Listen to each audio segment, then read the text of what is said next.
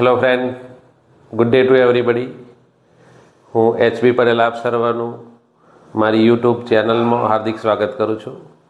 મિત્રો, આપ જાણો છો કે આપણે એક યુટ્યુબ ઉપર નવી સિરીઝ લઈને આવી રહ્યા છીએ, જે સ્પર્ધાત્મક પરીક્ષામાં જે ફિલ ઇન ધ ગેપ્સ ખાલી જગ્યાઓ પૂછાતી હોય છે અને એમાં જે ટ્વિસ્ટ ખાલી જગ્યાઓ હોય છે કે વિદ્યાર્થીઓએ ગમે એટલું અંગ્રેજી ભણ્યા હોય છતાં પણ એ ખાલી જગ્યાઓનો જવાબ સાચા પડતા નથી. તો એ ટ્વિસ્ટ ખાલી જગ્યાની સિરીઝ લઈને હું મારી યુટ્યુબ ચેનલ એચબી ગ્રામર ગુરુ ઉપર આવી રહ્યો છું. તો જે વિદ્યાર્થીઓ આને અંદર નવા હોય એ મારી આ ચેનલને સબસ્ક્રાઈબ કરજો, તમારા મિત્રો સુધી શેર કરજો, જેના કારણે એમને પણ અંગ્રેજીનું સારું નોલેજ મળી શકે. આજના આ લેક્ચરની અંદર આપણે આર્ટિકલના મહત્ત્વના ટોપિકની ચર્ચા કરીશું કે આર્ટિકલ જનરલી નોર્મલ ખાલી જગ્યાઓ તો આપણને આવડતી હોય છે, સ્વર વ્યંજનથી હોય તો અ આવે, એન આવે, આર્ટિકલ ધ આવે. પણ જ્યારે એમાં ટ્વિસ્ટ ખાલી જગ્યાઓ આવે તો ત્યાં વિદ્યાર્થી મિત્રોને મુશ્કેલી પડતી હોય છે. અને આવી ટ્વિસ્ટ ખાલી જગ્યાની સિરીઝ, જેને આપણે ટ્વિસ્ટ ગેપ્સ પણ કહીએ છીએ, એની સિરીઝ આપણે આપણી આ યુટ્યુબ ચેનલ ઉપર કન્ટિન્યુઅસ આવવાના છીએ. તો મારી આ ચેનલને શેર કરજો અને સબસ્ક્રાઈબ કરજો. હવે ચર્ચા કરીશું. આના ઉપર તમે અમારો કોન્ટેક્ટ પણ કરી શકો છો. અમારા ઓફલાઈન ક્લાસીસ ગાંધીનગરમાં પણ ચાલે છે. એના માટે સ્પેશિયલ યુઝીસ ઓફ આર્ટિકલ્સ, આર્ટિકલના વિશિષ્ટ ઉપયોગો.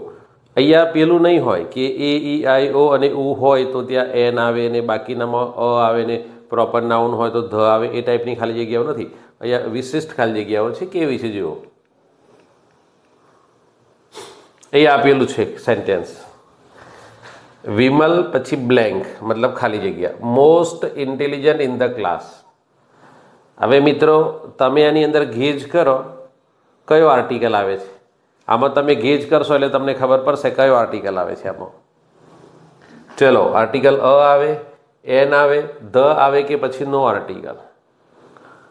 તો અહીંયા ઘણા મિત્રોનો જવાબ હશે કે અહીંયા આર્ટિકલ, ઘણા મિત્રોએ ગેજ કર્યો હશે કે ભાઈ અહીંયા ધ આવશે. કેમ કે એને પૂછીએ કેમ ધ આવે, કે અહીંયા મોસ્ટ આપેલું છે એટલા માટે. પણ મિત્રો, આ ખાલી જગ્યામાં નો આર્ટિકલ, કોઈ આર્ટિકલ આવશે નહીં. હવે આ ટાઈપની ખાલી જગ્યાઓ આપણી પરીક્ષામાં પૂછાતી હોય છે અને વિદ્યાર્થીઓને a little knowledge is a dangerous thing, એના કારણે એ થિયરીઓ સાબિત કરે છે. કારણ કે પૂરતું નોલેજ ના હોય ને, અને સ્પર્ધાત્મકમાં કોઈ પણ ટોપિકનું સંપૂર્ણ જ્ઞાન ના હોય ત્યાં સુધી આપણે એમાં સક્સેસ જતા હોતા નથી. ને પછી આપણે એક બે પરીક્ષાઓમાં નિષ્ફળ જઈએ એટલે આપણને નેગેશન થાય, હતાશા આવે કે સારું ગમે એટલી મહેનત કરવા છતાં પણ આમાં પરિણામ મળતું નથી. એવું નથી મિત્ર, આ બધું સિસ્ટમેટિક બનવાનું હોય છે. કેમ નહીં આવે કોઈ પણ આર્ટિકલ, તો આપણને ખબર છે કે આર્ટિકલ હંમેશા આપણે નામ માટે મૂકતા હોઈએ છીએ. હવે અ અને એન છે ને, એ જે વિદ્યાર્થીઓ મિત્રો મારી પાસે બન્યા છે એને ખબર છે કે અ અને એન જનરલી કોમન અને કલેક્ટિવ નાઉન એક વચન હોય તો આવે છે. જ્યારે article the a proper noun, definite noun અને સુપરલેટિવ ડિગ્રીની આગળ પણ આર્ટિકલ ધ આવે છે. એટલે અહીંયા તમે એવું વિચારો કે મોસ્ટ ઇન્ટેલિજન્ટ એટલે સુપરલેટિવ ડિગ્રીનું ત્રીજું રૂપ છે મોસ્ટ. પણ આપણને એક વસ્તુ ક્લિયર હોવી જોઈએ કે ખાલી જગ્યા પછી મોસ્ટ સાથે ઇન્ટેલિજન્ટ આપેલું છે, પણ ખાલી જગ્યાની પછી કોઈ નામ આપેલું નથી. જો અહીંયા આપેલું છે નામ, કોઈ નામ નથી, ખાલી વિશેષણ છે. એટલે એકલું વિશેષણ હોય તો વિશેષણ માટે આર્ટિકલ વપરાતો હોતો નથી. એટલે આ ધ્યાન રાખવાનું કે આર્ટિકલ ક્યારે આવે તો ખાલી જગ્યા પછી વિશેષણ હોય અને એ વિશેષણની પછી નામ હોય ને તો આર્ટિકલ આવે. એટલે જો અહીંયા એવું હોત વિમલ ઇઝ પછી ખાલી જગ્યા મોસ્ટ ઇન્ટેલિજન્ટ અને અહીંયા એવું આપેલું હોત સ્ટુડન્ટ ઇન ધ ક્લાસ, તો અહીંયા સ્ટુડન્ટ માટે તમારે શું મૂકવાનું થવું? ધ મૂકવાનું થવું. આ પ્રકારનું નોલેજ આપણી પાસે હોય તો આપણે સ્પર્ધાત્મક પરીક્ષામાં ઇંગ્લિશમાં માર્ક્સ લાવી શકતા હોઈએ છીએ. ઓકે, એના પછીની નેક્સ્ટ ખાલી જગ્યા જુઓ.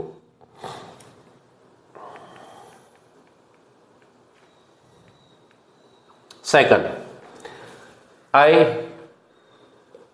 એમ ઇન પછી બ્લેન્ક હરી. તો આનો મતલબ એવો થાય કે હું ઉતાવળમાં છું. સમજાય છે કે નહીં? આઈ પછી ખાલી જગ્યા, આઈ એમ ઇન પછી ખાલી જગ્યા અને હરી. હવે અહીંયા તમે જોશો અ, એન, ધ અને નો આર્ટિકલ. તો અહીંયા ઘણા શું કરી દેતા હોય છે કે આર્ટિકલ અ મૂકી દે, કારણ કે એચ છે ને વ્યંજન.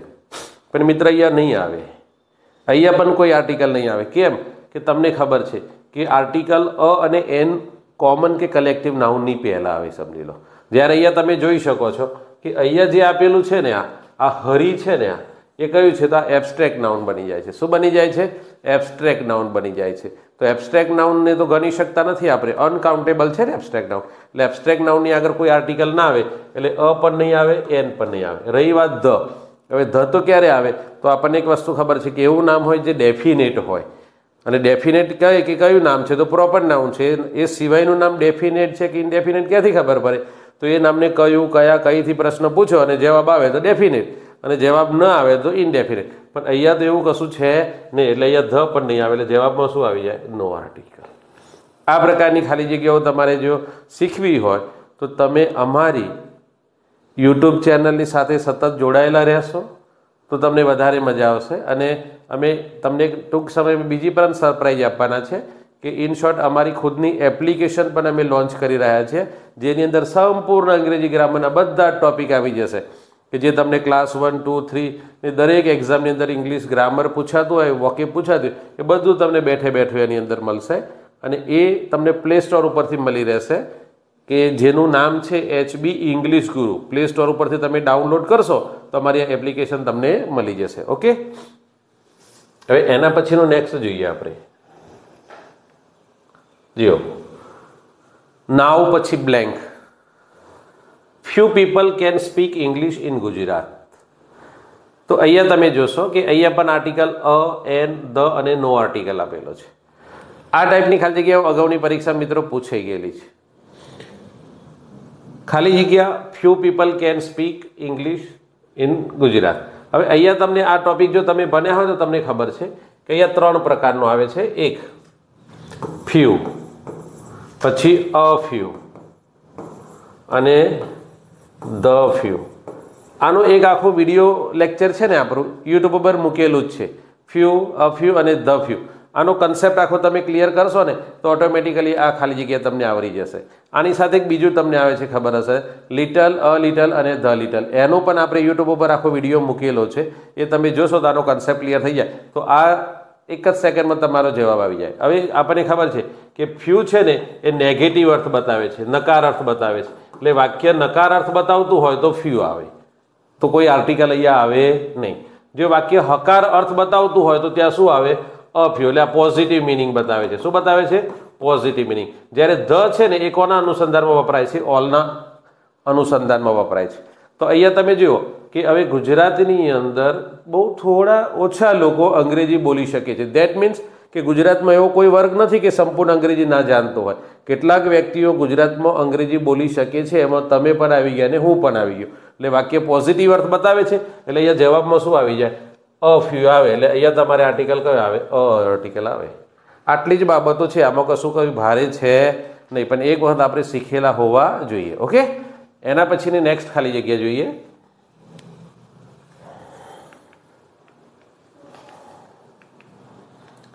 એના પછીની ખાલી જગ્યા છે નેક્સ્ટ અક્ષય ઈસ પછી બ્લેન્ક.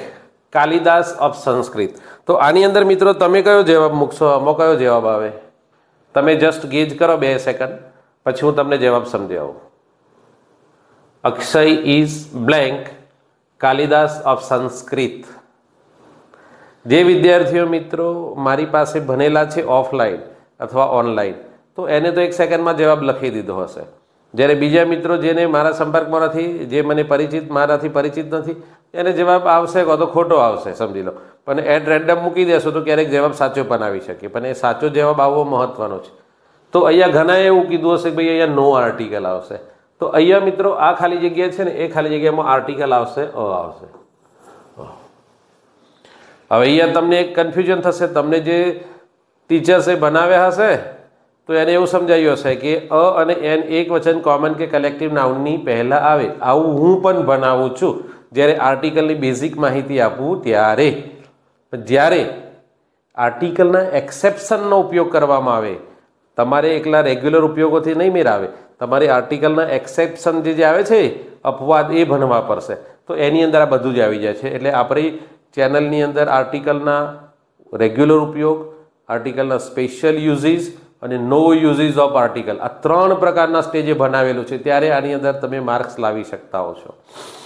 તો અહીંયા કેમ એવું થયું? તો હવે એક જોવાનું છે તમારે. આની અંદર એક કન્સેપ્ટ છે આની અંદર કે અહીંયા કાલિદાસ છે ને એક ઐતિહાસિક પાત્ર છે કે જે પોતે સંસ્કૃતના મહાન વિદ્વાન કવિ હતા, અત્યારે પૃથ્વી પર અસ્તિત્વ ધરાવતા નથી. સમજી લો.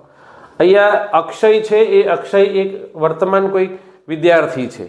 તો અક્ષયની પાસે સંસ્કૃતનું એટલું બધું નોલેજ છે કે જેટલું કવિ કાલિદાસ પાસે હતું. એટલે લોકો એને કઈ ઉપમા આપે છે? કવિ કાલિદાસની. એક બાબત. બીજું, ધારો કે મારા ગામની અંદર કોઈક એવો વ્યક્તિ હોય કે જેનું નામ કમલ છે, તો કમલ પણ સંસ્કૃતમાં એટલી વિદ્વતા ધરાવે છે કે લોકો એને પણ શું કહે છે? કાલિદાસ.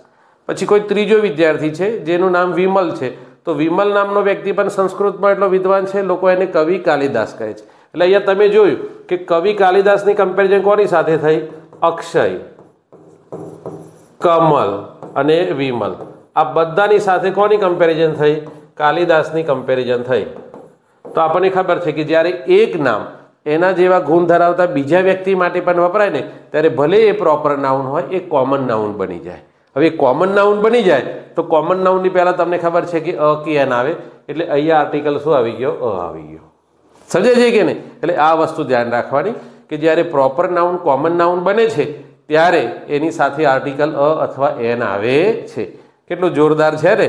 તો આ પ્રકારનું અંગ્રેજી શીખવા માટે યુટ્યુબ ચેનલની સાથે અમારી જોડાયેલા રહો, જેના કારણે આવનારી સ્પર્ધાત્મક પરીક્ષામાં તમે સારા માર્ક્સ લાવી શકો અને સરકારી નોકરીમાં જોડાઈ શકો. અમારા ત્યાં જે વિદ્યાર્થીઓ ભણે છે 20 માર્કનું અંગ્રેજી હોય તો ઓછામાં ઓછા 18 તો એના ફાઇનલ જ હોય. સમજી લો 15 હોય તો 15માંથી 15 ભૂતકાળમાં માર્ક્સ આવેલા છે. એની અમે ગેરંટી આપીએ છીએ, કારણ કે અમે આ પ્રકારનું ટીચિંગ આપીએ છીએ એટલા માટે. ઓકે, ચલો એના પછીના નેક્સ્ટ ઉપર જઈશું.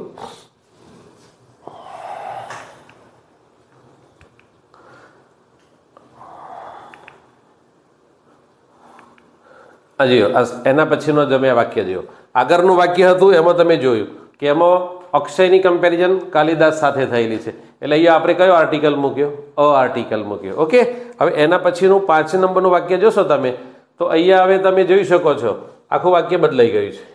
અહીંયા શું થઈ ગયું કે આ કાલિદાસની કમ્પેરિઝન વિલિયમ શેક્સપિયર સાથે કરવામાં આવી. કાલિદાસ, અહીંયા તમને એમ થશે કાલિદાસનું ભૂતકાળ થઈ ગયા, 100% સાચી વાત છે. પણ કાલિદાસ સદેહ અસ્તિત્વ ધરાવતા નથી, પણ એનું સાહિત્ય અસ્તિત્વ ધરાવે છે. એટલે કાલિદાસનું અસ્તિત્વ છે એવું આપણે માનીએ છીએ. તમે જે ધર્મ માનો છો ભગવાન માતાજીમાં, એ અત્યારે પૃથ્વી પર નથી, છતાં પણ આપણે એને વર્તમાનમાં જ લઈએ છીએ ને, કારણ કે એ આપણા વિચારોમાં જીવિત છે એટલા માટે. હવે અહીંયા શું જવાબ આવશે? તમે વિચારો કે કાલિદાસ ઇજ પછી બ્લેન્ક શેક્સપિયર, તો આમાં કયો જવાબ મૂકશો તમે? 2 મિનિટ વિચારો. તો અહીંયા ઘણા મિત્રોએ આગળ અક્ષય હતો તો ત્યાં અ મૂક્યો, એટલે કે અ આવી જશે. એન તો આવશે નહીં, કારણ કે આ સ્વર નથી, આ વ્યંજન છે એટલા માટે. હવે બાકી રહ્યો ધ અથવા તો નો આર્ટિકલ. તો અહીંયા શું થશે? અહીંયા આર્ટિકલ ધ આવશે. અહીંયા હવે તમને એમ થશે કે અક્ષય ઇઝ પછી ખાલી જગ્યા હતી અને કાલિદાસ ઓફ સંસ્કૃત, તો અક્ષય ઇઝ હતું તો ત્યાં અ આવે. તો અહીંયા કાલિદાસ ઈ છે તો ધ કેમ આવે? તો આનો પણ એક નિયમ છે મિત્રો કે જ્યારે એક ઓર્ડિનરી વ્યક્તિની કમ્પેરિઝન એક મહાપુરુષ સાથે કરવામાં આવે ત્યારે મહાપુરુષના નામની સાથે અ અથવા એન જે આવતું હોય તે આવે. પણ જ્યારે એક મહાપુરુષની કમ્પેરિઝન બીજા મહાપુરુષ સાથે કરવામાં આવે ત્યારે ત્યાં બીજા મહાપુરુષના નામની આગળ આર્ટિકલ ધ આવે. એટલે એટલા માટે અહીંયા કઈ ખાલી જગ્યા આવશે? આર્ટિકલ ધ આવશે. છે ને? તો આ પ્રકારની ખાલી જગ્યાઓને શીખવા માટે, આ પ્રકારનું અંગ્રેજી શીખવા માટે તમારી અમારી યુટ્યુબ ચેનલ સાથે સતત જોડાયેલા રહેશો. અમે આ પ્રકારના બધા જ આર્ટિકલ, પ્રેપોઝિશન, વર્બ, કેઝીસ, કન્જક્શન્સ, સમજાય છે ને, એક્ટિવ પેસિવ, બધાના આવા એક્સેપ્શન સાથે લઈને આખી સિરીઝ આવવાના છે કે જેના કારણે વિદ્યાર્થીઓ ખાલી અમારા યુટ્યુબના લેક્ચર જોશે ને તો પણ પરીક્ષામાં ધારો કે 20 માર્કનું અંગ્રેજી છે ને ઓછામાં ઓછા 8 કે 10 તો ખાલી અમારા લેક્ચર જોવાથી એ લઈ આવશે. સમજી લો, એની અમે ગેરંટી આપીએ છીએ. અને અમારી આ ઇન શોર્ટ અમે લોન્ચ કરી રહ્યા છે, રેડી થઈ ગયું છે. અમારી એપ્લિકેશન છે HB ઇંગ્લિશ ગુરુ, જે તમારે પ્લે સ્ટોરમાં જઈને ડાઉનલોડ કરવી પડશે. પ્લે સ્ટોરમાં ગયા પછી તમે HB ઇંગ્લિશ ગુરુ લખશો તો અમારી એ ચેનલ એપ્લિકેશન તમારામાં ડાઉનલોડ થઈ જશે. એની અંદર આખો સિલેબસ મૂકેલો છે, એમાં ડેમો લેક્ચર પણ અમે મૂકવાના છીએ, બધું જ કે સંપૂર્ણ કોર્સ તમને આખો મળી જશે. અને આ અમારી એ છે. અને યુટ્યુબ ચેનલ તો HB ગ્રામર ગુરુ એ અમારી યુટ્યુબ ચેનલ છે, જ્યારે HB ઇંગ્લિશ ગુરુ એ અમારી એપ્લિકેશન છે. ઓકે, તો ચલો નવા વિડીયો સાથે ફરીથી મળીશું. ત્યાં સુધી have a nice day. C you. Good bye. જય હિન્દ.